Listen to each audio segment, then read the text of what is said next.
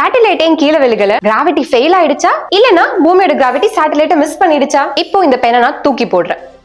இந்த பென் கீழே விழுந்துருச்சு. இதுக்கு காரணம் நம்ம பூமியோட கிராவிட்டி தான்.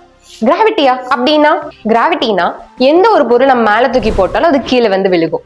அதுதான் நம்ம கிராவிட்டின்னு சொல்லுவோம். அந்த கிராவிட்டி இருக்கிறதுனால நம்ம பூமியில நடந்துகிட்டு இருக்கோம், இல்லைன்னா மிதந்துகிட்டு தான் இருப்போம்.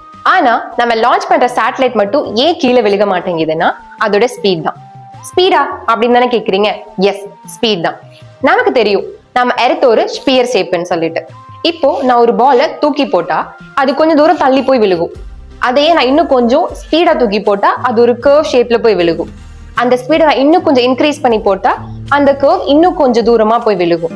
இந்த மாதிரி கர்வ் இன்க்ரீஸ் ஆயிட்டே போகும் நான் போடுற பாலோட ஸ்பீடை பொறுத்து. இந்த கர்வ் ஒரு பர்டிகுலர் ஸ்பீடை ரீச் பண்ணும்போது ஒரு ரவுண்ட் ஷேப்பை கிரியேட் பண்ணும். அந்த பால் அந்த ரவுண்ட் ஷேப்ல சுத்திட்டு இருக்கும். இப்போ இந்த பாலை நம்ம எர்த்தோட கிராவிட்டி கீழே இழுக்கும், ஆனா அந்த பால் கீழே விழுகாது. ஏன்னா ஸ்பேஸ்ல ஆல்மோஸ்ட் ஜீரோ ரெசிஸ்டன்ஸ்.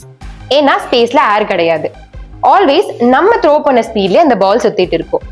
பூமியில இருந்து அது எஸ்கேப் ஆயிட்டே இருக்கும். இதைத்தான் நம்ம எஸ்கேப் வெலாசிட்டி அப்படின்னு சொல்லுவோம். இந்த மாதிரி தான் நம்ம த்ரோ பண்ற சேட்டலைட்டும் அந்த ஹை ஸ்பீட்ல சுத்திக்கிட்டே இருக்கும்.